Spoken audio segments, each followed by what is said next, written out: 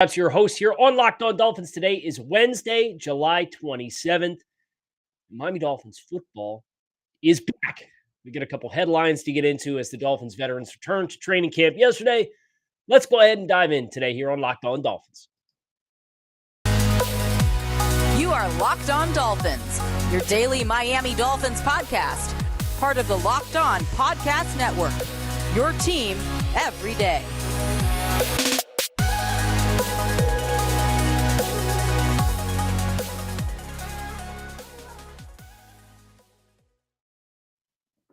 Can you smell it? I know I can. And it's not fresh cut grass, just came in from cutting my grass here. It is football is in the air, and cheers to that. Kyle Krabs, your host here on Locked On Dolphins, lifelong Miami Dolphins fan, director of scouting at thedraftnetwork.com. Can't cheers without a sip. And I want to thank you guys for making Locked On Dolphins your first Miami Dolphins listen of the day. A lot of great Dolphins podcasts out there. And for those of you who choose to start your day with Locked On Dolphins, I salute you. I salute all Dolphins fans at this time of year because it's the most wonderful time of the year. Dolphins, vets, rookies at camp. The whole league has returned as of yesterday. And you kind of got like the flurry of news that kind of started to cascade in. You had some transactions that took place. You had some retirements that were announced, and the Dolphins were among the teams that made signings. But I really, today on the show, I want to talk about the addition of Mohamed Sanu to the wide receiver room. That signing was announced yesterday, courtesy of Sanu's agent in the afternoon. But I want to start with the offensive tackles. And the Dolphins did not sign an offensive tackle, or at least not in the time that I sat down to record this around dinner time on Tuesday night. But there was an offensive tackle that signed yesterday. Offensive lineman Riley Reiff, free agent offensive tackle, longtime right tackle in the NFL, signed with the Chicago Bears. And the contract that Riley Reiff signed was 1 year worth up to $12 million. Probably $10 million was the probable landing clause. So obviously there's some performance escalators in here for Riley Reiff going to the Chicago Bears. And here's what I will say about the Chicago Bears. The Chicago Bears desperately needed Riley Reiff much more than the Miami Dolphins did. And that is with the current status that the Dolphins have with their offensive tackles in the room. It's not one of the strengths on the roster behind Teron Armstead. But $12 million for Riley Reiff, that is, let me think of the proper Miami Dolphins analogy here for what this is the equivalence of. This is the equivalence of signing Josh Sitton, the guard from Green Bay in free agency, and getting like 3/4 of one game for Josh Sitton for fairly high amount of money and not seeing him again for the rest of the year. That's what this equivalence is for Riley Reiff. Riley Reiff at this chapter in his NFL career, and that's not to say Riley Reiff's guaranteed to get hurt, but $12 million investment, $10 million investment for Riley Reiff, that doesn't make sense for a team like the Miami Dolphins. The return on investment for that player to be your swing tackle is grossly underwhelming. And the saying is that deadlines spur action, right? Well, deadlines are here because teams have players in camp as of right now. And the end result of that is I think you're going to see the kickstart that the remaining free agent market needed. And I think the Riley Reiff contract is a really good illustration of why the Dolphins have not been able to close. And we've all been a little apprehensive, right? Linebacker, off-ball linebacker, and offensive tackle are two position groups we look at on this roster, and we still say, hey, there's some upgrade opportunities. But a couple of these guys are going to game some teams, and they're going to game themselves into getting starter money. And that's exactly what Riley Reiff got from the Chicago Bears, because their other alternatives were Arlington Hambright or Larry Borum or Tevin Jenkins at offensive tackle, or a 5th-round pick this year in Braxton Jones from Southern Utah. That's the Chicago Bears offensive tackle room. And the Bears are a team that do have a duty to a second-year quarterback in Justin Fields to put something around him. So it's a healthy reminder for us as Dolphins fans who are sitting here waiting for the Dolphins to make the kind of moves that we're really hoping that they will make to fortify the weak spots in the roster, that, hey, there's another 31 teams that are out there. And each individual player is going to make decisions based on the market that's available to them and the desperation of the teams that are out there. Now, that puts the Dolphins at a disadvantage until you get to the 53-man roster cuts. Because once you get the cut downs at the end of the preseason, logic would suggest there's going to be an influx in talent that, financially speaking, is going to be much more feasible for you to process than $12 million for Riley Reef. So when that dollar amount came through, that for me was kind of like the light bulb came on. Like, oh yeah, well, if he was expecting to get paid that this entire time, then no wonder the Dolphins weren't sniffing on him being a potential add to the roster. Now, the well's not dried up at offensive tackle yet, but it will be very, very interesting to see how the market maneuvers now that I think this would be classified as the third wave of free agency has started with the Riley Reef contract signing. And what that means for the Dolphins is kind of at the mercy of what we ultimately see the team's interest level in. Of course, they have a number of young players, but then also the depth of players that they would deem to be schematic fits within the system. And there are some players that are left that you would classify as probably not ideal fits for the Dolphin system. So I'm still holding out some hope. But I would expect, if this is the kind of money that's going to serve as the first of the third wave of free agency, that the Dolphins aren't going to act in the next couple of days. I would expect you're probably going to have to string this out. And this is even expanding to the interior offensive line with transactions that have been made, because a player on the Raiders, Denzel Good, who was penciled in to be a starter this year, or at least in competition amongst a third-round rookie in Dylan Parham, Andre James at tackle, and one other player, 4 spots for 3 interior positions. Like, he was very much in the running to be a starter for the Raiders. He retired on Monday. So deadline spur action, and we are going to be up against some deadlines here in which I think you're going to see some veteran players who have been on the market and contend sitting on the market to kind of gauge their interest. It's go time. And they'll act accordingly, as evidenced by the Dolphins in their decision to add Mohamed Sanu to the wide receiver room. What does that mean for the wide receiver room? I'm glad you asked. But first, I'll tell you about our friends over at Dave Level With Me. We've all been in this situation at one point or another where you're a little short on cash, and maybe you can only afford to put a few gallons of gas in the car, or you get another wedding invite and save the date, and you don't know how you're going to pay for your 5th or 6th wedding gift of the season. Lord knows wedding gifts are expensive enough. That's where Dave can help.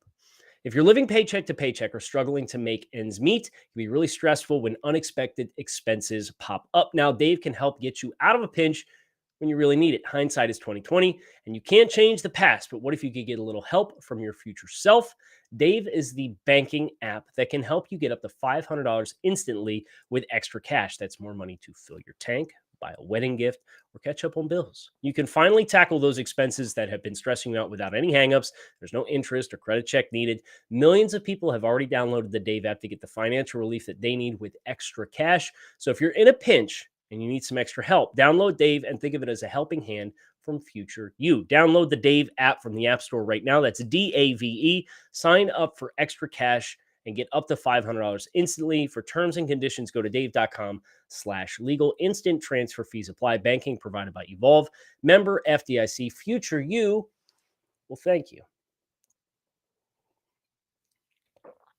So the Dolphins was announced yesterday afternoon, signed Mohamed Sanu.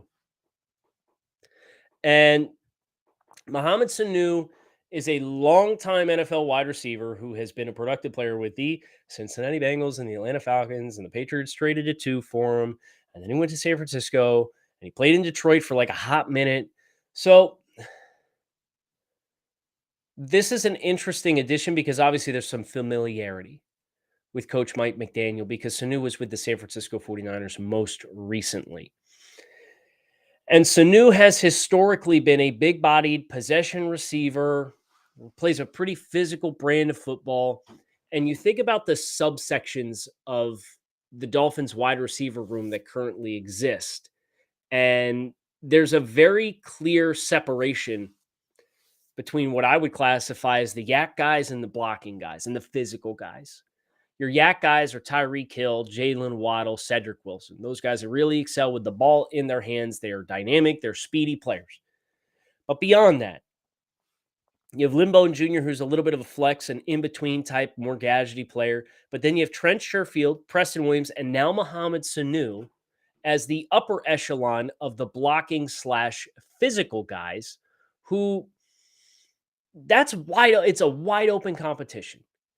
And this is why I avoided yesterday on the show when we did the confidence bets, right? When we looked at the Dolphins roster and say, hey, if I had to bet $100, what players would I be willing to put $100 right now to be on the active roster? I stopped after 4 because I did not include in this initial gaggle of the physical guys, Eric Ezukanma, the team's 4th round draft selection, who as a 4th round selection, top 125 pick, he's going to make the roster. Right? So that gives you 4 that I consider to be locks. Now you've got Mohamed Sanu, Preston Williams, Trent Sherfield, 2 of which are transplants from San Francisco and have familiarity with the system. And the thing that this tells me the most is look alive Preston Williams. Preston Williams came to the Dolphins in 2019 as an undrafted free agent, showed some promises on a very lean roster that was lacking in talent, and he put his natural talent into the opportunity he had for 8 games, and he was a productive football player. And then he got hurt, and then he came back, and he got hurt again, and missed another half a season, and he's never been the same. And the Dolphins ultimately elected to give Preston Williams a 1-year contract this offseason to bring him back into the fray to see if his potential could fully be materialized. This is not a promising development for the Preston Williams truthers amongst the Dolphins fan base. Because Mohamed Sanu, same type of dude, but he'll block. And that's the one thing that I would say about Mohamed Sanu at this chapter in his career. It's probably the most valuable thing that he does is block as a wide receiver. He's had less than 50 targets in each of the last 2 seasons. He's had less than 25 catches in each of the last 2 seasons. He's not been a productive receiver by any means. I think he scored 1 touchdown in the last 2 seasons combined. Mohamed Sanu is not a productive wide receiver at this chapter in his NFL career. And yet the Dolphins on the first day of camp felt compelled to make this signing and bring him in. Look alive, Preston Williams. And if you thought the competition for the wide receiver room was already nuts enough, when you do the math, you got 4 backs, 3 running backs and a fullback that I would consider to be locks on the roster. You got 3 tight ends who you would consider to be locks for the roster. And you got 4 wide receivers. You might have 3 skill players across all 3 of those position groups that are available, roster spots that are available. Ezukanma is included in that group of 4. So now 3 tops. And we didn't include Myles Gaskin and Savon Ahmed. We didn't include Adam Shaheen. We didn't include Cethan Carter. We didn't include Trent Sherfield. We didn't include Preston Williams. We did not include Limbo Jr. We did not include Mohamed Sanu. You do the numbers game.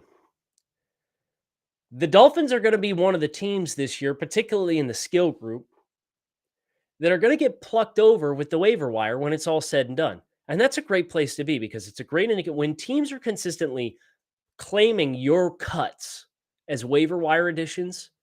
It's the greatest compliment that you can give a general manager in the NFL because it means the players that you have a surplus on and they're not good enough to make your team, other teams feel confidently that they are good enough to make theirs.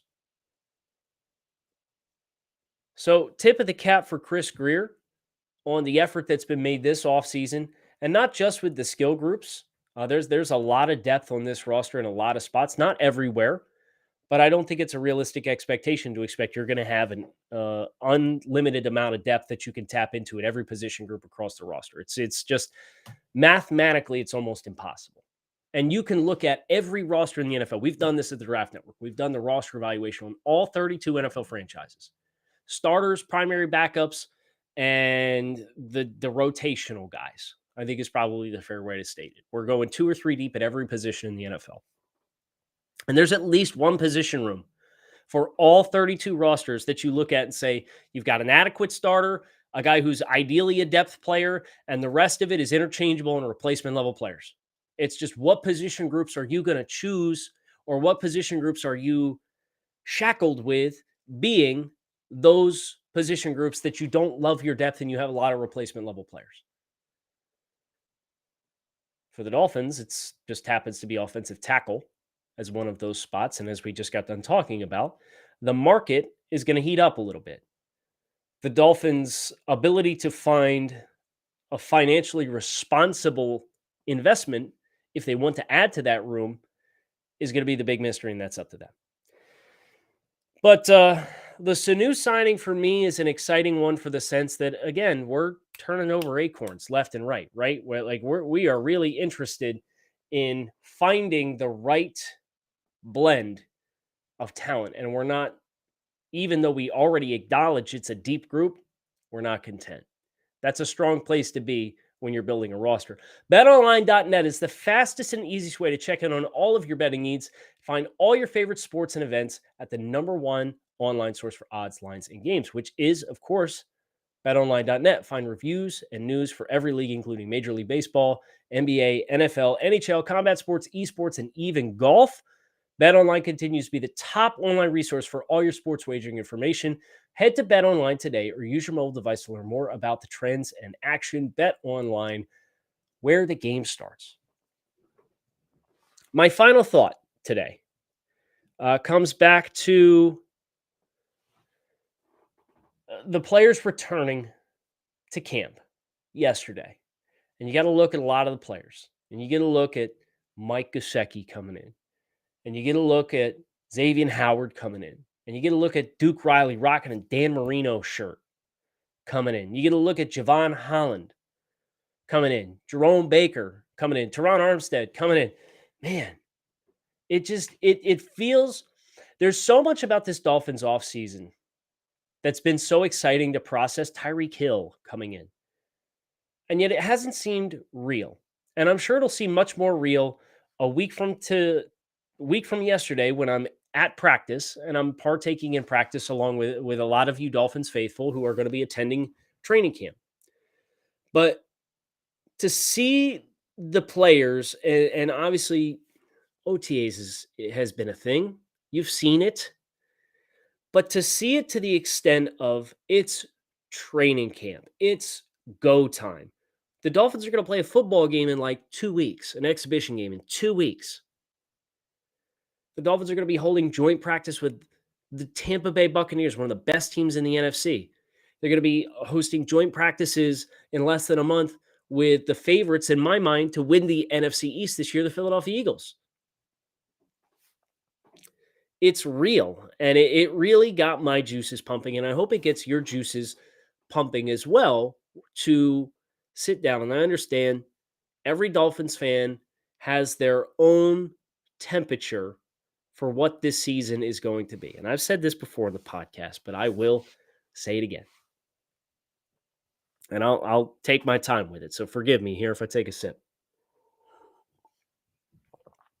This is the best Dolphins roster that this fan base has had collected in South Florida in a very, very long time.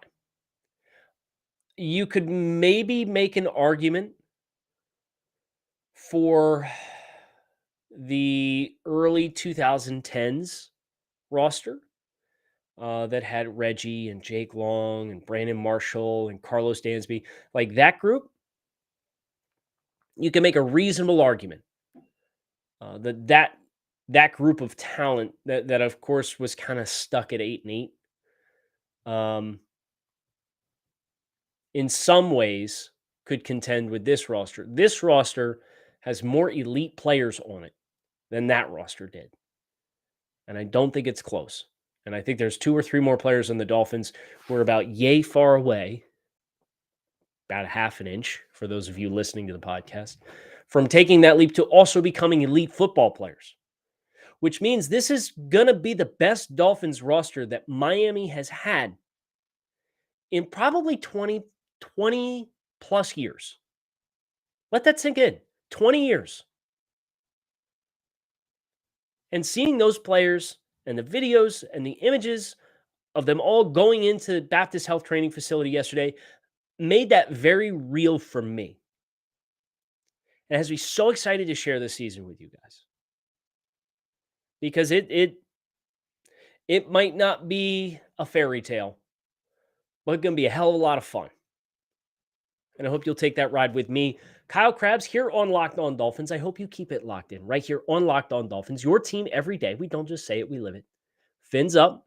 Make it a great Wednesday. I'll talk with you guys again tomorrow. We got Power to the Pod yet this week, in addition to reacting to whatever other news we get out of Miami Gardens with Dolphins training camp, which is officially upon.